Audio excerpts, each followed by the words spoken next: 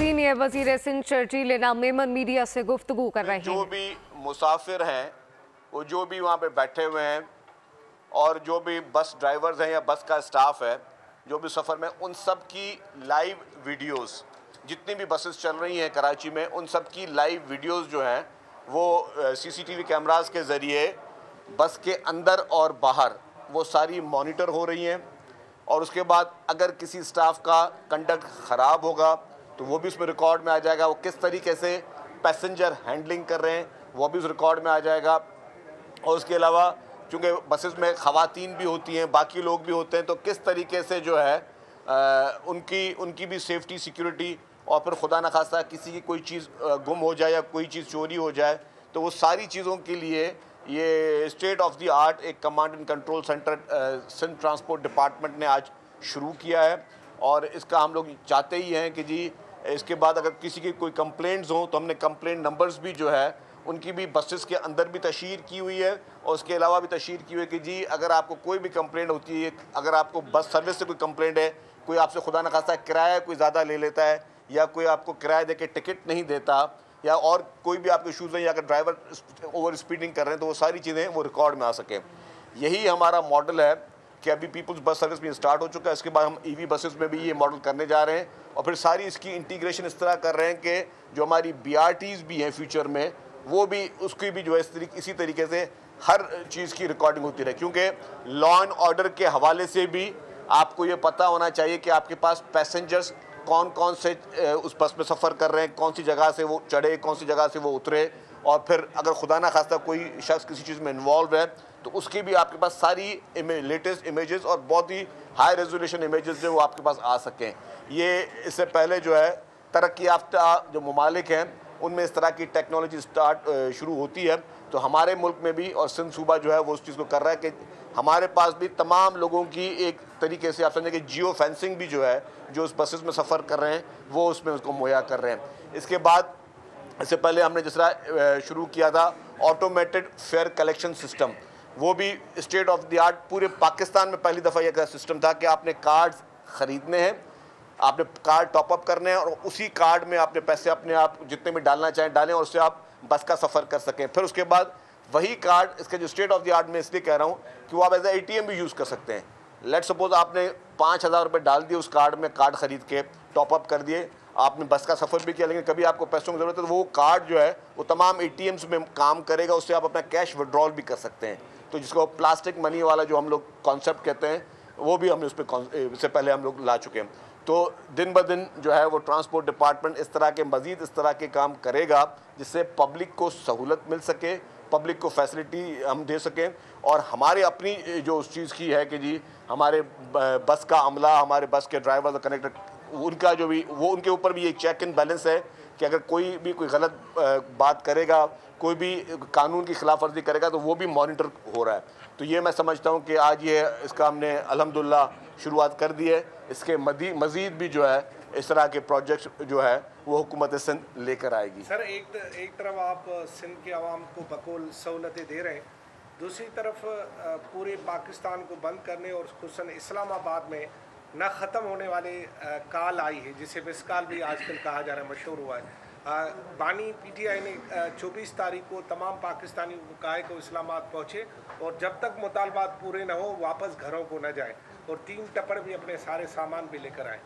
देखिए जी, ये वही टोला है जिसका मकसद ये है कि पाकिस्तान में अनारकी फैलाई जाए।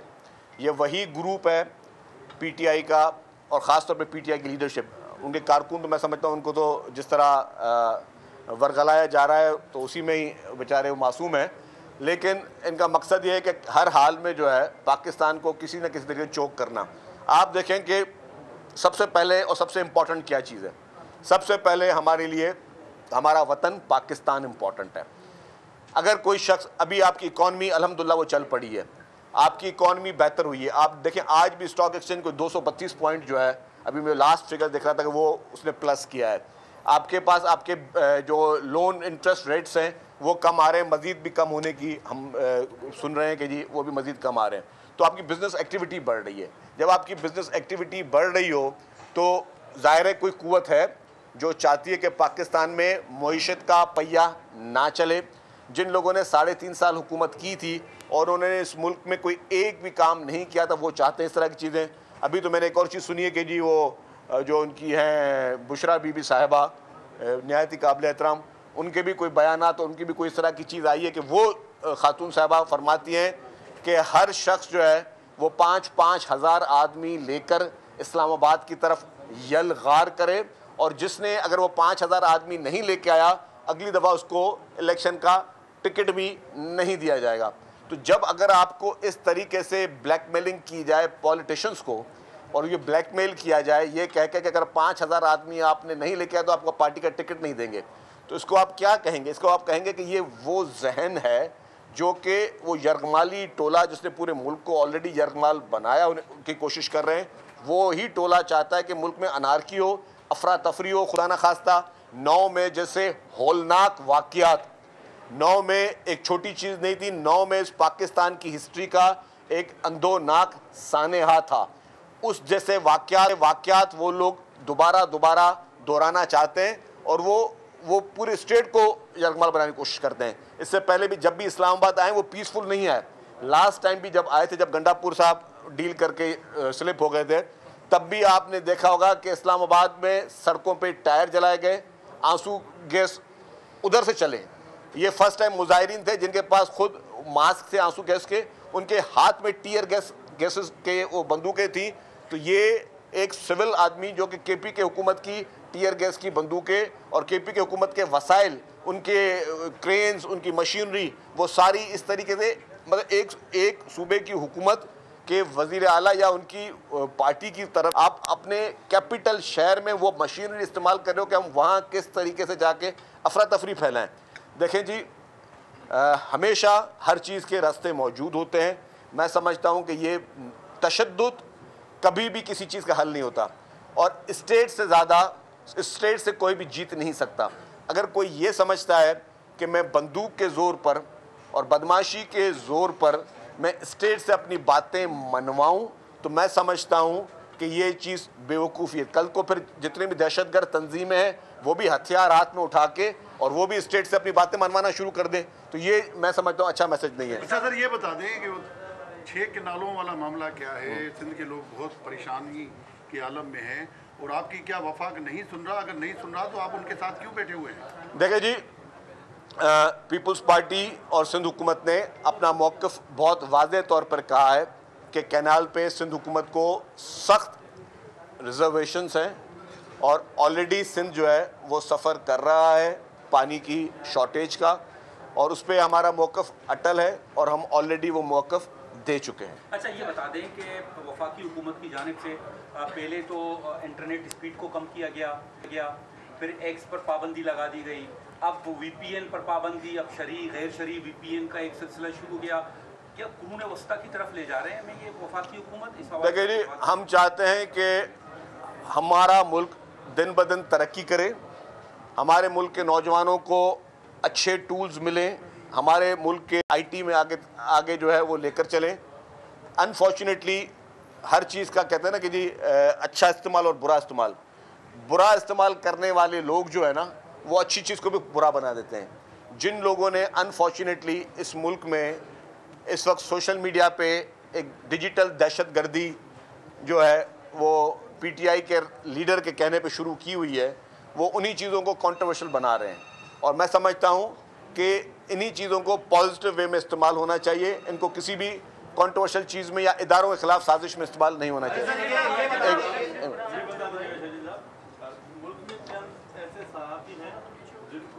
नेशनल मीडिया पर तो काम करने नहीं दिया जा रहा, सोशल मीडिया प्लेटफॉर्म के जरिए वो अपनी आवाज़ या दुरुस्त अंदाज में पेश कर रहे हैं। जैसे रफ्तार एक प्लेटफॉर्म है, लेकिन FIA समेत दीगर इदारे उन्हें हरासा कर रहे हैं, उनके डायरेक्टर न्यूज़ हों फरहान मलिक या दीगर को। इस किस्म के जो सीनियर सहाफ़ी उनको इस तरह के हरासा करने के पर आपका क्या मूड? देखिए नहीं, मैं कहता हूँ कि हम हमेशा आज़ादी सहाफ़त की बात करते हैं, और पीपल्स पार्टी पाकिस्तान की वाहिद जमात है। जब भी पीपल्स पार्टी इक़्तिदार में रही है, बदतरीन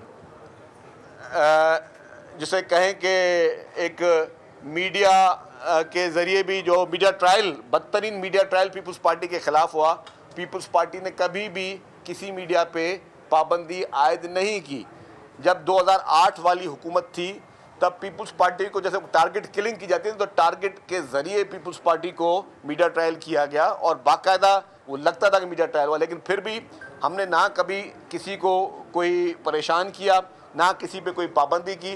पीपल्स पार्टी हमेशा आज़ादी मीडिया के लिए कोशिश करती रहती है। पार्टी चेयरमैन बिलाल भुट्टो जरदारी का एक बयान सामने आया है, उन्होंने कहा है कि वफाकी सरकार ने जो वायदे किए थे वो पूरे नहीं कर रही और वो नाला नजर आते हैं। क्या वादे थे जो पूरे नहीं हो रहे? देखिए जी, बहुत सारी चीज़ें थी।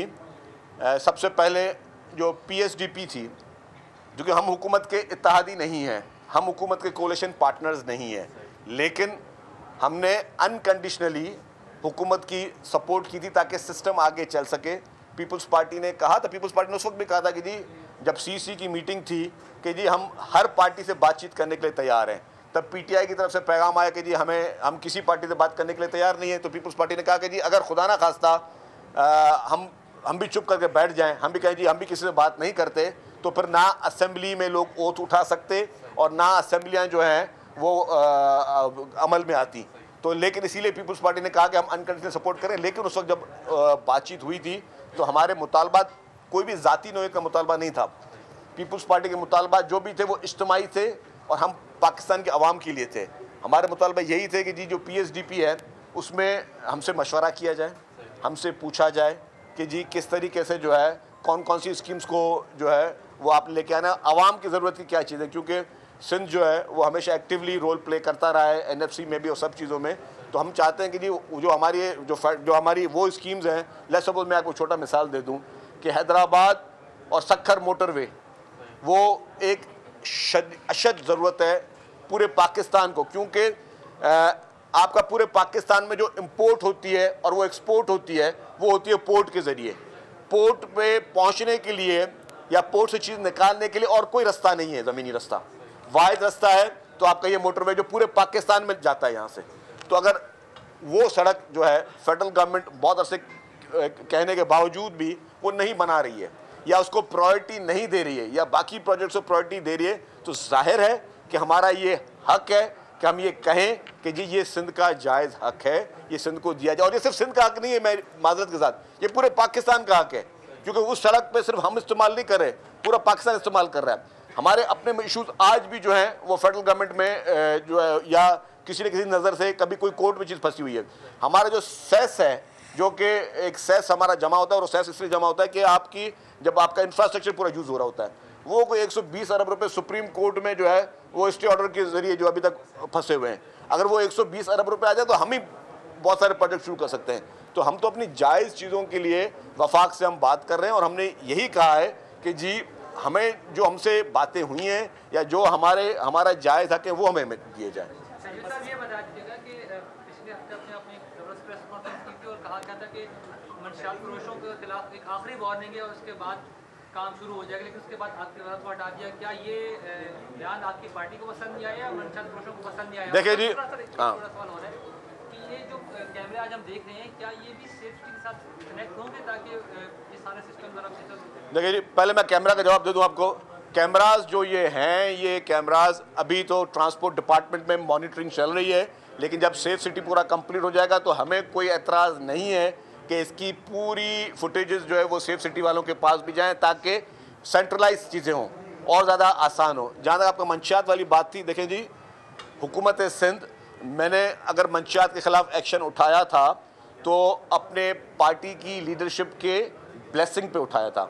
प्रेसिडेंट आसिफ अली जरदारी साहब, मोहतरमा फरियाल तालपुर साहब और खासतौर पर चेयरमैन बिलावल भुट्टो जरदारी साहब बहुत टची हैं कि ये मंशियात का ख़ात्मा हो, और शख्सियात के बदलने से हुकूमत की पॉलिसीज़ नहीं बदलती हैं। जो नए मिनिस्टर साहब हैं वो भी उसी पॉलिसी को लेकर चलेंगे, वो भी उसी तरीके से जिस तरह मंशियात के ख़िलाफ़ हम एक्शन हमने शुरू किया था वो उस एक्शन को जारी रखेंगे। और ये जितने भी हमारे एक्शन हैं ये अवाम की भलाई के लिए हैं, ये कोई ज़ाती फ़ायदे के लिए नहीं है। अल्हम्दुलिल्लाह हमने पहले भी गवर्नमेंट की रिट को वहाँ पे मनवाया है, अब भी हमारा एक्साइज एंड नार्कोटिक्स डिपार्टमेंट जो है वो गवर्नमेंट की रिट को वो आगे अपनी मनवाएगा और जो पॉलिसीज़ हैं वो पॉलिसीज़ इंशाअल्लाह ताला जारी रहेंगी। सर ये बता देगा कि बिलावल साहब की जानिब से जो तहफ़्फ़ुज़ात का इज़हार किया गया था वफाकी हुकूमत से, क्या उसके बाद वफाकी हुकूमत से कोई की जानिब से कोई रब्ता किया गया बिलावल साहब से? क्योंकि गुज़िश्ता रोज़ एक बयान टीवी पे चल रहा था कि वज़ीर आज़म साहब ने अहकाम जारी किए कि बिलावल साहब से जो भी उनके बातें हैं और जो मसाइल उनको दूर किया जाए। देखिए जी, मुझे ऑनेस्टली स्पीकिंग मुझे इसका इल्म नहीं है, मैं खामखा अपने आप को अकल कुल दे के कोई बयान दे दूँ, मेरे इल्म में नहीं है। हो सकता है हो भी किया भी हो। और हमारी देखें, हम जो भी बात करते हैं हम लोग कोई वो लकीर खींच के नहीं करते। हम पॉलिटिकल आदमी हैं, हम पॉलिटिकल बातचीत पे यकीन रखते हैं। हम आज भी चाहते हैं कि जी वफाकी हुकूमत जो है वो मजबूत रहे और वफाकी हुकूमत जो भी वादे जो उनके हैं वो भी पूरे करे और आवाम की भलाई के लिए काम करे। हमें किसी से कोई पर्सनैलिटी क्लैश या कोई इस तरह की चीज़ नहीं है।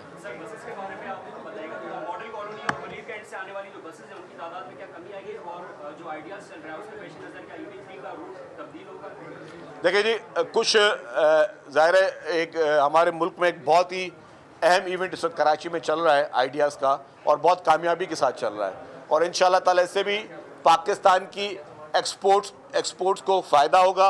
और आप देख रहे हैं कि बहुत इंटरनेशनल डेलीगेशंस आए हुए हैं, तो ये हमारे मुल्क के लिए एक अच्छा शुगन है कि पूरी दुनिया में मैसेज जा रहा है कि Pakistan is the safest country. और हमारा सूबा सिंध और सूबा कराची में भी हमारे शहर में जो है वो अल्हम्दुलिल्लाह सेफ़ है। तो अब इसीलिए इंटरनेशनल डेलीगेट्स आ रहे हैं, तो उसके लिए अगर कुछ रूट्स हमने टेम्प्रेरी चेंज किए हैं तो वो वापस दोबारा बहाल हो जाएंगे। बाकी मज़ीद हमारी बसेस अभी आने वाली हैं, मज़ीद बसेस हम जो है वो लेके आ रहे हैं। कराची में डबल डेकर बसेस भी अल्हम्दुलिल्लाह इंशाल्लाह ताला हम लोग ख़रीद करने वाले हैं और ख़रीदने वाले हैं, और वो भी हम डबल डेकर बसेस भी कराची में इंशाल्लाह ताला शुरू करेंगे। नहीं, अभी कोई कमी नहीं आई है। Thank you. तरक्की की राह पर गामजन है। सीनियर वज़ीर सिंध शर्जील इनाम मेमन की मीडिया से गुफ्तगू, कहा कि बस के तमाम स्टाफ की लाइव वीडियो से मॉनिटरिंग होती है, साथ साथ हुकूमत सिंध अवामी प्रोजेक्ट पर काम कर रही है। सब्सक्राइब करें और बेल दबाएं ताकि कोई खबर रह न जाए।